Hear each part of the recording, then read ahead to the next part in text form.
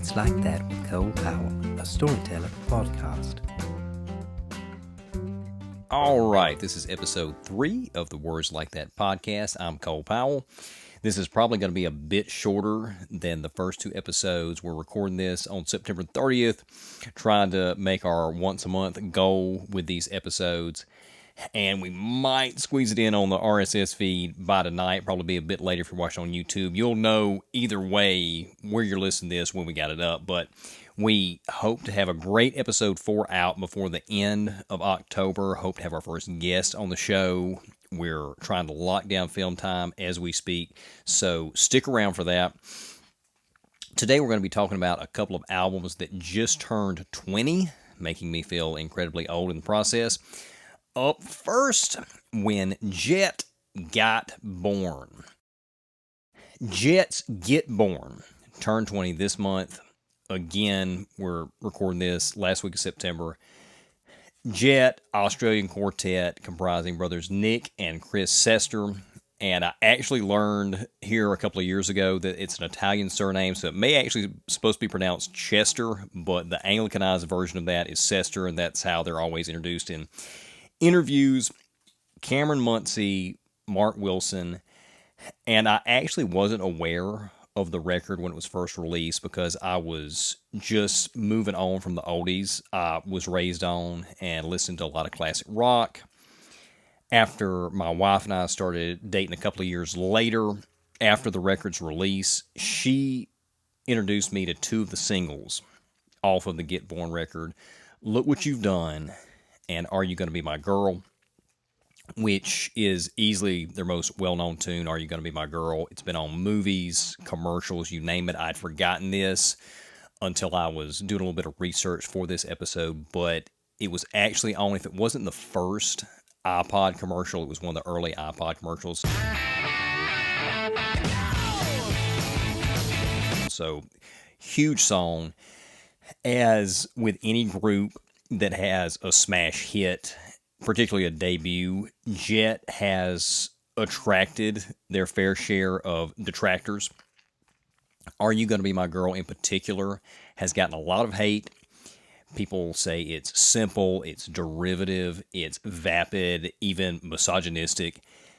And to that I say, can we not just enjoy rock and roll anymore? And that's what this song is. It's just straight up rock and roll. It's pure, unadulterated rock and roll. You got a 4-piece band, drums, bass, 2 guitars, a couple of additional guitar overdubs, but essentially 4-piece band. It's loud, it's up-tempo, in your face. A guy screaming at the top of his lungs about a girl he fancies. So 1, 2, 3, take my hand and come with me because you look so fine that I really want to make you mine. That is rock and roll in a nutshell. And with a little bit of different production, Elvis could have easily done this. He would have done it an octave or 2 lower, but Elvis could have easily done this in the 50s. The Beatles could have done it early in their career in the 60s. It could have been made as kind of an homage to rock and roll in the 70s. It's just a timeless song. Could have really been released in any era with a little production tweak. And at the time it was released, it was a breath of fresh air. Another great throwback rock track from Get Born is the opener, Last Chance. It's sung by Chris Sester, who is the younger brother. He's also the drummer. Nick sings most of the lead, but Chris can channel this Mick Jagger vibe in his vocals, and he does that on this track. And the overall feel of the song is a sassy, swaggering Stones feel with a little bit of AC/DC thrown in. You ain't nothing to me if you got nothing to say. I could really see Mick doing this up on stage with his arms, doing the rooster. Hey, why don't you go out and do the rooster? I'm not sick. Another great track. I mentioned the single, Look What You've Done. It was the other big single off of the record. It sounds just like a late 60s Beatle track. Take my photo off the wall if it just won't sing for you. The piano in particular. Chris plays some drum runs that are straight out of the Ringo playbook. You've made a fool of And that's another criticism the band receives, that they're just ripping off the Beatles.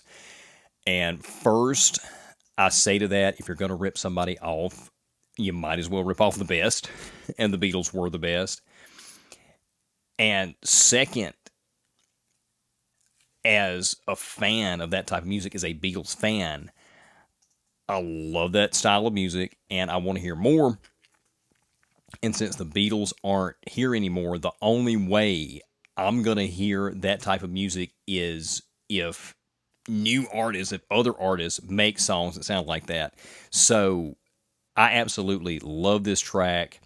And the 2000s also had a lot of piano pop rock that was clearly inspired by the Beatles, whether the audience or even the artists themselves realized it. So this was the perfect time for this song to come out. Another great Beatles-esque tune from the record is Radio Song. Take a look at what I took. Chris takes the lead on that as well. Move On. Yeah, I'm gonna have to move on. Not only my favorite song from the record, but one of my favorite songs of all time. It's an acoustic folk ballad reminiscent of Dylan with some great harmonies. And they're really big Dylan fans. In fact, the title, Get Born, actually comes from Dylan's Subterranean Homesick Blues. There's a line in there, get born, get well, hang around the inkwell. That's where they got this title from. Great harmonies on this song. And it's also sung by Chris. I didn't realize how many of my favorite songs are actually sung by Chris when he takes the lead, the lesser of the two brothers. But there's a bridge that, again, vocally very Mick Jaggery, but more like you can't always get what you want, and there's kind of a can't always get what you want vibe to the overall song. 'Cause every once in a while, you think about if you're gonna get yourself together. Really great track. Come Around Again is another mellower pop rock ballad. When I wake up, please come around again. And I think this one leans more into the actual 2000s era. Still a really good track, though, which I like the 2000s pop rock era myself. Maybe just a little too modern for some audiences, though, if you're listening to them for the older school feel. Lazy Gun. This one is just weird, but in the best possible way. It's also Beatles-esque in that way, like some of the more experimental Beatles stuff. It's groovy, it's sassy with this odd chord progression and guitar tone. And then it just totally switches gears into an anthemic ballad. Change nothing, future's in. Then it switches back.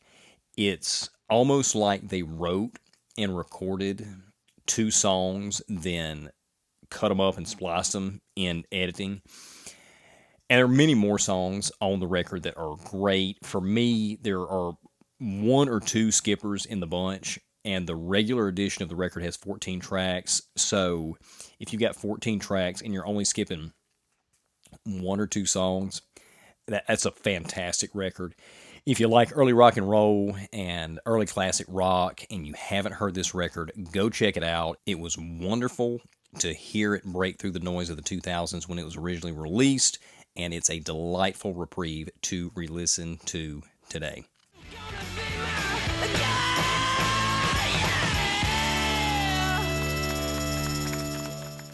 All right, story number 2. The most underrated rock artist of the 2000s. Another debut album turned 20 this year, Chariot by Gavin DeGraw, probably best known for I Don't Want to Be. It was the theme song to One Tree Hill, which I never watched. That was not my cup of tea. But that song was off of this record. This was another artist that my wife introduced me to, actually, before we started dating. I think he was the best of the pop rock artists of the period. He came from an oldies and classic rock background, but unlike Jet that we just talked about, the similarities were more subtle, and he was really able to capture the 2000s pop rock sound without getting too poppy. He was also probably the last one of those big acts in that genre to not, quote-unquote, sell out. And by that I mean embrace pop and just go completely to the musical dark side for some of us who don't really like the modern pop sound. And that's what most of the other artists of that age and genre did. They either dropped off the face of the earth or they went completely pop. Gavin eventually actually did both. He lasted until 2013, which was longer than, say, Maroon 5, Train, some acts in the same range that were big at the same time. He was, even though Train started earlier.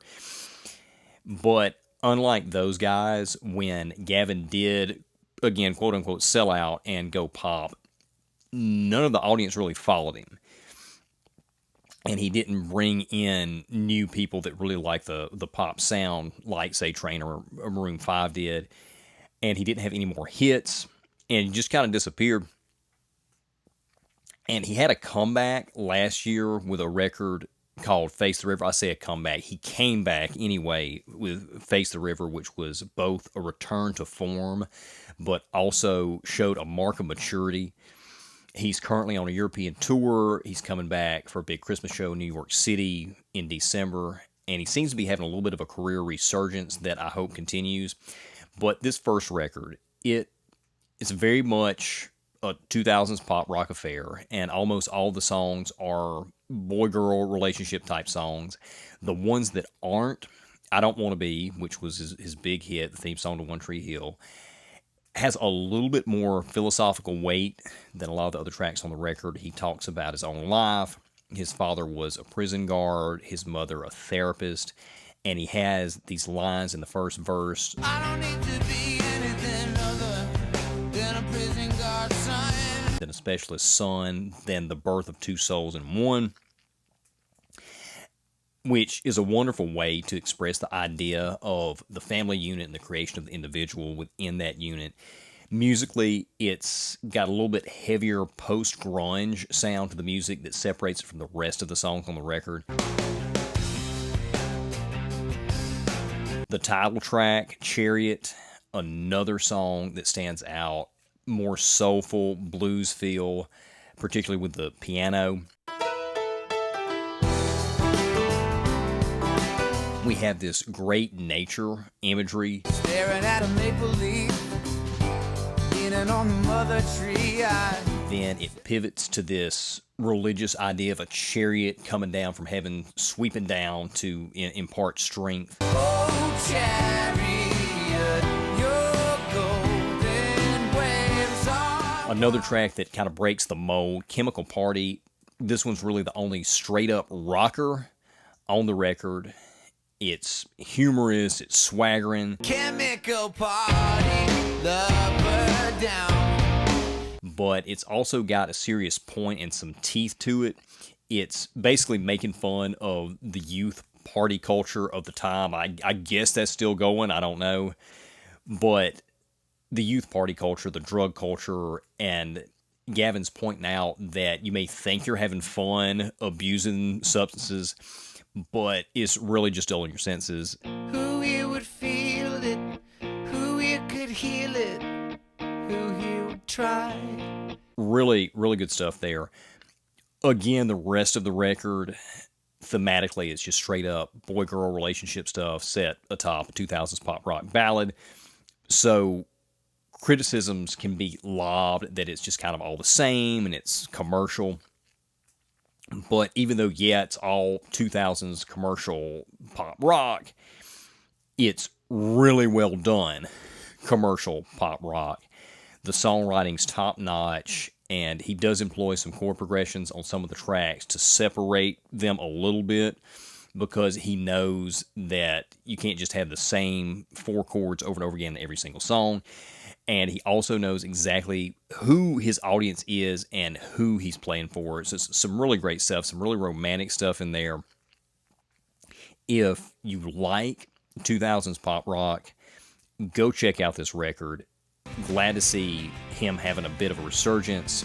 Gavin DeGraw is a great artist, highly underrated, and he does not need to be lost to the tides of time. This is the start of something good. Don't you agree? All right, and now for our new bonus segment, EOV Club. Little background on this segment over on the Randomine Records channel, where I host a music reaction series. When I had the time, I would sit down once a week and answer as many comments as I could live on camera. And at the end of every video, I thanked all those who stayed for the whole thing, because most people watching YouTube videos just don't watch the whole thing. I mean, they may get a minute in and be like, yeah, okay, fine. Even if they like the video, even if they like the content creator, it's just they've got other things to do. And one of our great viewers and Patreons of the Randomine channel, Ellen, came up with a name for all those who stayed through the whole show as EOV Club, or the End of the Video Club. All those who stayed to the end of the video, and I absolutely love that. Thank you so much, Ellen. Huge shout out to you. And I thought it was brilliant. Everybody in the comments jumped on board. But unfortunately, I just don't have the time to do that anymore on the reaction channel, to sit down and go through those comments live on camera. But I thought I'd adapt it for the podcast and answer a few comments at the end of each episode. And I've actually had requests from folks that have followed us from the reaction channel to the podcast, asked, like, can we incorporate EOV Club here in the podcast? So we're going to give it a go on this episode. And first, a shout out to three of those viewers, three great viewers from the Randomine channel that have followed us over here to Words Like That and engaged with our content. Maggie S., Grace Parker, and Elizabeth Ross, thank y'all so much. Cannot tell you how much I appreciate all the support on all the channels. So I'm going to do two comments this week, maybe next month, next episode, whenever that comes out. I hope soon. Maybe I'll get to some more. But we don't have a whole lot of comments to pull from, and I actually had already answered a few before I decided to do this. So I'm going to pull two that I really liked here. These aren't going to be blind reactions. I'm going to be reading. I've already read these. I don't have a comment manager for this channel like I do for the Randomine Records channel, so it's just me looking over these. First up, Robert Wrench says the Giles Martin redo actually has a soundstage. You can tell they spent more time on certain songs like I Want to Tell You, but it's vastly enjoyable. Peace sign. Thank you, Robert. I appreciate that information. This was in reference to the Revolver remix. That was on our first episode. We talked about the Revolver remix and AI having been used for that remix as a tool not to create robot zombie versions of the Beatles.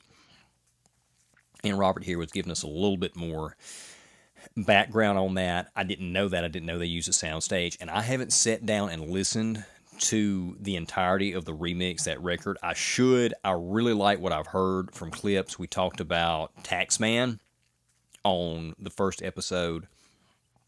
It's really good. I really enjoyed the remix they did.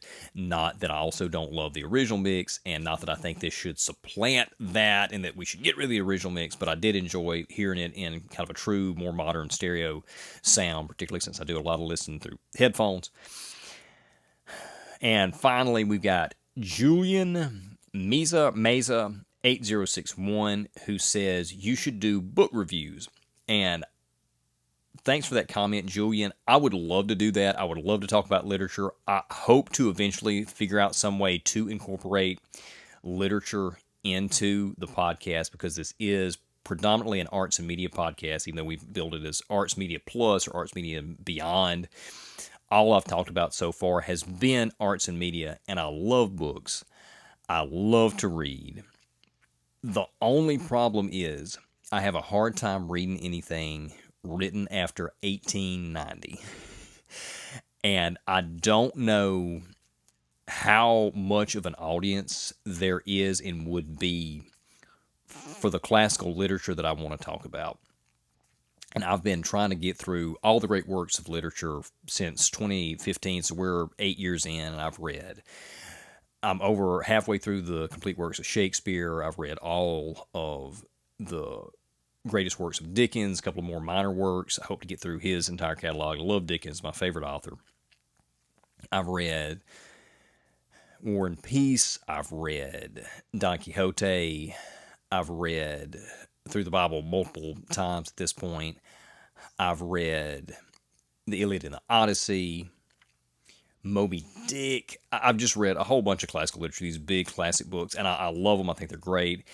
And I also am a huge speculative fiction fan, which I talked about in the previous episode, in episode 2, when we talked about some movies. Dracula, Frankenstein, all those classic original horror novels. Love those.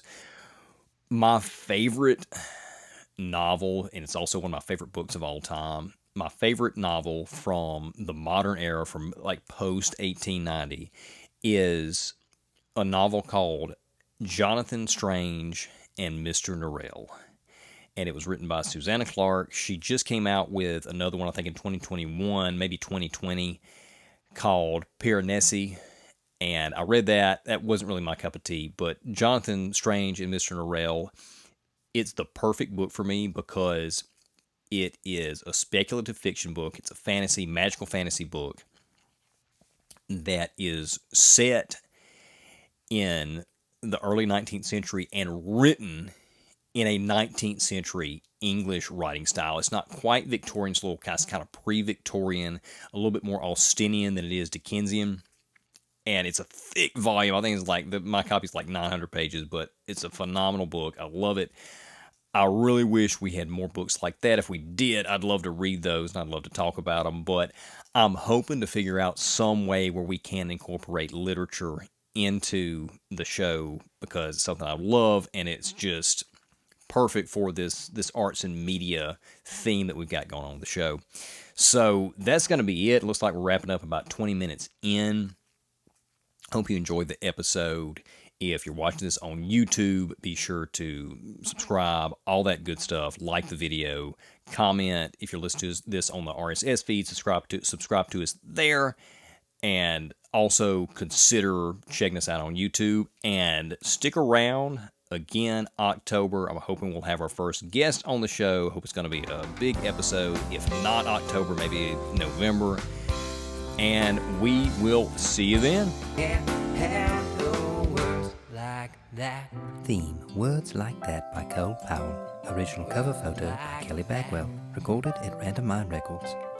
Section 107 of U.S. copyright law allows for the fair use of copyrighted material for purposes such as criticism, comment, news reporting, teaching, parody, or research.